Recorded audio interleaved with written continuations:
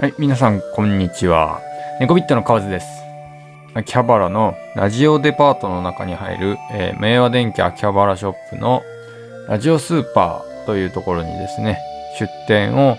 させていただくことになってですね、無事開店して初日店の様子を見てきたので、それのご報告をしたいと思います。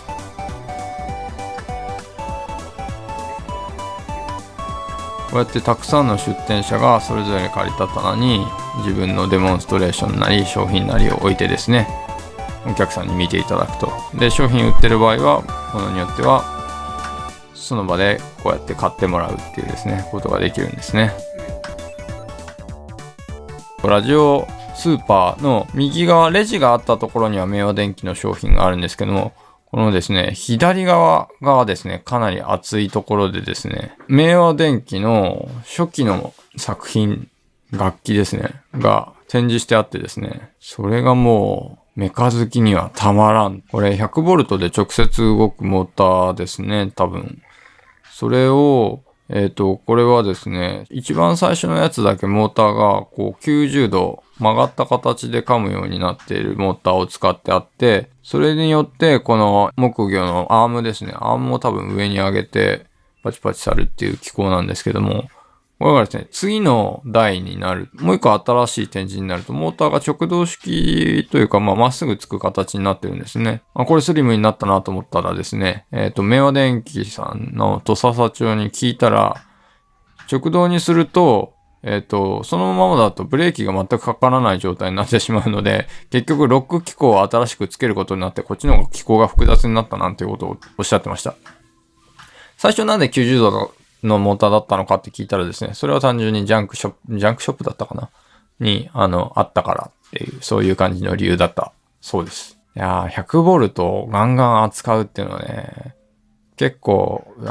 電子工作にはびっくりな発想なんですけど、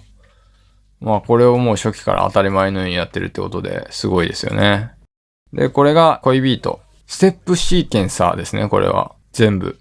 これ一個一個がそのステップになってて、左のコンセントから右のスイッチがオンにしてあるところに、流れていった時に、スイッチがオンになってるところで、左のコンセントに電気が流れるというシーケンサーですね、これは。すげえ、めっちゃ面白い機構。いやいや、もちろん単純なステップシーケンサーなんですけど、これを電気流すスイッチに使うっていう発想がすごいですよね。伊藤さんという方はですね、主に書籍を書かれているみたいで、パラパラ漫画の影版みたいなやつをですね、作るキットですね。不思議なふわっとした感じで面白い、映写がされるやつでした。で、次は高橋さんソレノイドコンテストの去年の受賞作。それからこちらの右側にあるのが、ソレコンシールドとソレノイドを、マイクロビットだったかな。マイコン1個をかまして、制御できるドライバーですね。結構この辺の初心者でもソレノイドを簡単にコントロールできるっていうのを今は結構考えられてるみたいで、ミディメカニカルシステムを応用してなんか協力できないかななんていうことを今考えてます。その下の段も、これ高橋さんなんですけども、ドアの錠前にできるっていう、これもソレノイドで錠がかけられる。電気を流すスイッチをオンにすると解錠されるっていう面白い薄型のソレノイドユニットが売ってたんですが、これ3800円で売ってまして、電気流すだけで解錠できるっていうですね。ちょっと真面目に欲しいかもって思いましたね。で、下にも全部いろんなソレノイドがあるんですけども、これですね、ちっちゃいやつもだいたい1000円弱ぐらいからだったかな。大きいやつ、はですね、ロングストロークのやつとか、大トルクの巨大なやつとかですね、それこそビッグクラッピーっていう巨大な手を叩くおもちゃ。手を駆動させるためのソレノイドもこの中にある、でっかいやつが使われているらしくて、それも4000円なんですね。意外と安いなっていう。これちょっと実際やっぱり物を動かす系のものを作るときはかなり欲しい。動くものを作る人にとっては結構ここの、下2段の棚ですね。相当魅力的で結構被りついて見れるタイプだと思います。で、その左側なんですけど、こちらはですね、ちょっとまた違う種類の棚で、展示物はないんですけど、商品を扱っていただいているという、スタイルで、展示してるんですけども、このですね、サウザン DIY、こちらの方は M5 スタックのモジュールを夢中で作りすぎて、M5 スタックの本社から個別にお前は一回遊びに来いという呼び出しがかかったというですね、やりすぎちゃう方ですね。それでですね、下の段は Q っていうこれはですね、アナログシンセだったと思うんですけど、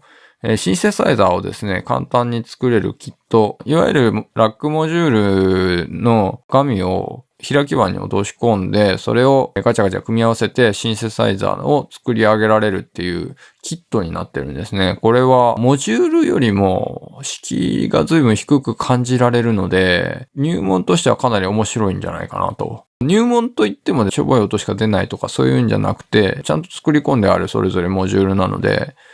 QUX という書いて Q と読むらしいんですけども、興味ある方は一度調べてみてください。それからですね、いちごジャムとかありますね。光るネクタイ。デイリーポータル Z、デカ顔キット、サスコさん。で、近未来楽器。こちらは、主にケーブル出品されてるんですけど、これケーブルなんですよ。しめ縄ケーブルとかそういう。で、中身は結構ちゃんとしているケーブル。いいですね。結構徹底してるんですよ。この作りがちゃんとしめ縄ですし、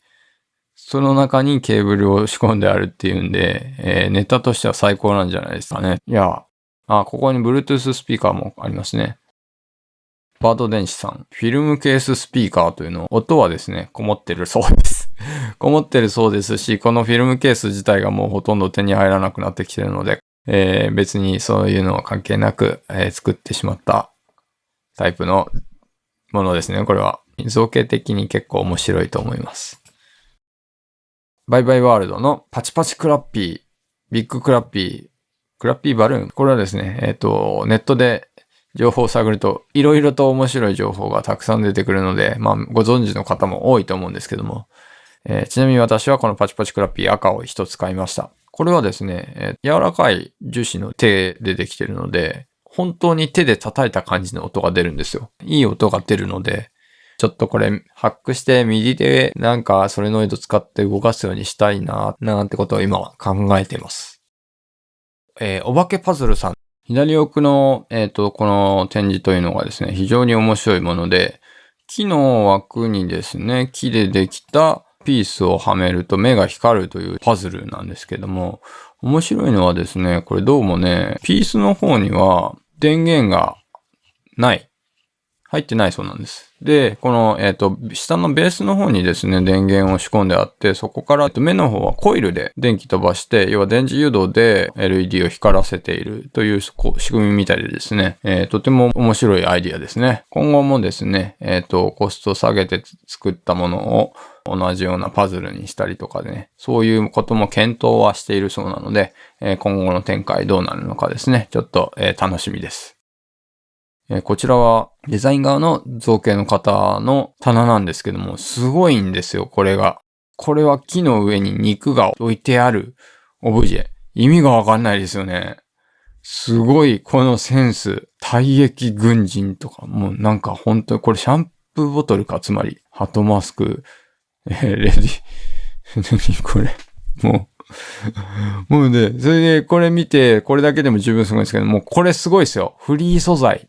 エポキシパテの塊。フリー素材ってそういう意味かよ、みたいなね。もう、センスの塊じゃないけど、もうすごいですね、この棚も本当に。岡本ラボさん、これのバッジがですね、すごい面白いんです。これ光るバッジなんですけど、スマホのアプリを使って、光の点滅でこのバッジにプログラムを転送する。要は光る命令をプログラムできる。有線でプログラムを書き込むのでなく、無線で書き込もうとした場合ですね。Wi-Fi 使ったりとか、Bluetooth 使ったりとか、赤外線を使うとかね。で、それぞれやっぱり難易度が高いんですけども。これはですね、光の点滅を使ってデータを送信する。要は光ってる間が1、暗いとこは0っていう、その点滅でデータを送信してるんですけども、すごいアイデアですね。特別な無線プロトコルが必要ないんですね。本体でその光の点滅を読み取るっていう風にして、送信するスマホの方は作った文字を点滅に変換するプログラムを書けばいい。っていうですね。これは結構目から鱗物のアイディアで、去年ですね、デイリーポータル Z の記事で確かバズってですね、ドカーンと大ヒットした作品だったと記憶しております。実際ですね、この日もかなりポコポコ売れていたと思います。僕の棚ですね、MIDI メカニカルシステムの意識と M5 スタック用の MIDI モジュール。僕が黄色いつなぎをいつものですね、トレードマークとして着ていったので、僕がまあ単純に作者だとわかるので、ここに左側に写真載ってますからね。結構声かけていただいたんですね。これどんなんですかあんなんですかっていうのを聞かれたんですけども、全くマイコンプログラムをしなくても使えるように作ってあるので、僕の中ではかなりハードルを下げたもののつもりだったんですけども、それでもやっぱりこれだけ配線がダーッとぐちゃぐちゃっと必要になってしまう。電源も2系統、3系統必要になったりするみたいなことでですね、おそらくまだハードルが高いんだろうなっていうのはいろんな人と話してて思いました。なので、ちょっとこれをですね、もうちょっとシンプルにできないかなっていうのを今考え始めているところです。理想を言えば挿せば動く。電源入れたら動かしたいものが動かせるっていうのが理想だと思うので、それをですね、そんな簡単ではないんだよと言ってしまわずになるべくどうにかして実現できたらなと思ってるので、今まさに考えている最中です。で、MIDI モジュールの方はですね、M5 スタック使うこと自体がある種ハードルになるので、それをクリアした人であれば結構バンバン使えると思うので、よかったら買ってください。無駄作り、ここ数年大ヒットの藤原まりなさんの本出版されてるので、それを売るだけかと思いきや、ちゃんとですね、これに合わせて、札束で顔を撫でるやつをシンプルなキット化して販売してたんですね。ここまでシンプルに落とし込むのってめちゃくちゃ難しいんでしょうねっていう話をしたらですね、土佐社長が頑張ってくれましたみたいなことを言ってたんです。ちょっと誰が作ったのかはわからないんですけども、何にせよやっぱりですね、このアイディアの発想がですね、そんな簡単には出てこないと思うんですが、アイディアノートっていうのをですね、台湾かな、どっかで個展をされるときにクラウドファンディングで資金を調達されたんですけども、それのですね、バックの特典が、そのアイディアノートの PDF をお渡ししますっていうね、僕買ったんですけども、やっぱすごいですよ。本当に。これだけたくさんのアイディアをとにかく書き留めて、それを結構ハイペースで具現化していくんですよね。やっぱ量ですよ。量。質は量が作るみたいなね。どんどん回を追うごとにレベルの上がり方が早いんですよ。すごく。技術レベルの。いやー、本当にですね、やり続けている。しかも自分で無駄って言っちゃってますからね。それをやり続けることで、それがもうコンテンツとしてどんどん価値が上がっていくっていうね。これはすごいことだと思います。ラインアスっていう方々の、確かキックスターターで、資金調達に成功して完成したプロダクト、これ、ペンプロッターなんですね。ペンプロッターでタブレットだかなんだかからデータを送るとその通りに絵を描いてくれる。面白そうなやつなんですけど、これ動いてるのちょっと見えなくてですね。これ15,000円なんですよ。15,000円でペンプロッター作れって言われても絶対作れないと思うんで、普通は。しかもこれ 3D プリントしたケースとかそんなんじゃないんですよ。ちゃんと射出ケースのやつなんですけども。これがまたすごかったですね。再び普段はサラリーマンされてる方たちなんですけども、このね、フィギュアを作られてる方々、サラリーマンがやっているっていうレベルじゃない、いわゆるちゃんとしたデザインもしっかり練り込まれている、素人仕事ではないフィギュアっていうのを作って売られてるっていうんでですね、これは僕は全くノータッチの世界なんですけれども、そんな簡単にできる内容ではないですね。他に仕事を持ちながらこれだけのレベルの造形を作るっていうのは結構すごいことなんじゃないかなと思います。宝富さんです。その中でも、極物系、そうめんスライダー、エクストラネオとかですね、どうかしてるタイプのおもちゃがですね、展示されておりました。泉かなえさん、ちょっと動き物、アイディア作品系、可愛い系のマスコットを作られている方みたいなんですけども、このですね、一番左にあるエビ応援マシーンというのがですね、かなり熱かったですね。スイッチを入れると、このモーターが回ってこの腕がですね、ものすごい勢いで上下するんですよ。カタカタカタカタカタカタカタつって。でですね、その現役でチアをされてる方なんかがこれ私欲しいって言ったんですけども、すでに売り切れてたりとかしてですね、なぜかその場でそばにいた僕にこれ作れないみたいなことを聞かれたりもしたんですけども、はい、作れますけれども、これはオリジナルを買った方がいいんじゃないでしょうか。これがとにかくすごかったですね。ギャルデンさん。こちらはですね、展示もとにかくうまいんですけども、この売られてるハイパー上げミザーモード付きの LED ギャルサンダーっていうこのガジェットがですね、ただ光るネタ系かと思いきや、意外とすごい。手前のとこに、タッチセンサーじゃないんですけども、配線をですね、基板の上に出しておいてですね、そこにスイッチがオンの状態で手で握ると自分の手が抵抗になって、その抵抗値が変化することによって、この LED の光るぐるぐる回ってるんですけど、そのぐるぐる回るスピードが変わるもので、これマイコン使ってんのかなと思ったらマイコンではなく、どうもタイマーの 555IC を使って、それを制御してるってことでですね、ちょっと僕にはなかった発想なんですけども、これ開発はですね、スイッチサイエンスさんの方でされたそうなんですけども、実際話を聞いたらそういう制御なので、マイコンと違ってですね、これ例えば回転を逆方向にしてくれって言われたら基板の設計からやり直しますっていう、要はアートワークやり直しっていうことみたいでですね、制御自体はすごいんですけども、それなりの苦労があったということですね、これは。パンタグラフさん、立体造形とアニメーションっていうことなんですけども、これはですね、光が光ってて、それを回転させることによって、この点滅を使ってアニメーションを見せるっていうですね、そういう仕組みでした。この光と回転を使ったやつって古くは走馬灯的なやつからですね、いっぱいあるんですけども、いろんな見せ方があるもんですね。見るたびにいろんな機構があって感心してしまいます。宇田さんの宇田っていう楽器ですね。これはですね、結構知る人ぞ知る系の楽器でですね、僕も触らせてもらったんですけども、なんかすごくふわっという、なんか優しい感じの音色が出てですね、しかもこれ、かなり楽器として完成度高いんですよ。すごいグネグネした線がついてて、不思議な形なんですけども、この宇田さんはですね、この宇田を使ってですね、普通にソロでですね、伴奏付きの伴奏とメロディーがある音楽をですね、ソロで奏でることができる。演奏してるのを見てもそんな簡単ではないのはわかるんですが、見事に楽器として弾きこなしててですね、めちゃくちゃかっこよかったです。メテオエレクトロニクスさん。ニキシー管、メーカー界隈では一部で非常に有名なニキシー管。なんと、そのニキシー管そのものを今年に作ろうと思ってクラウドファンディングをするという話でした。作っちゃうんですね。確かにもうあんまり、新品では手に入らないみたいですし、中古の奪い合いをしているような状態みたいなので、作る気持ちもわかるんですが、それ実行しちゃうのすごいですよね。スイッチサイエンスさんですね。チビトロニクスっていうエデュケーション用の工作セットなんですけども、普通に大人が使っても面白いセットになっててですね、結構遊んだんですけども、普通に1個欲しいなと思いました。これ4000円ぐらいだったかな、確か基本セットが。ノートタイプになってて、そのノートを開いたり閉じたり、くっつけたり、圧をかけることで電気が流れたりするんですけども、実際かなり面白いので、行った人は見てみてください。で、左側にあるのは委託販売品なんですけども、無駄な抵抗コースターとか、その下にさらにマニアックな WS2812B マスキングテープ、チップ抵抗マスキングテープ、そこまで突っ込んでしまったものを置いて大丈夫なのかっていうね、この無駄な抵抗コースターを売り切れてましたからね、すごいもんです。キューブさん、自爆ボタン、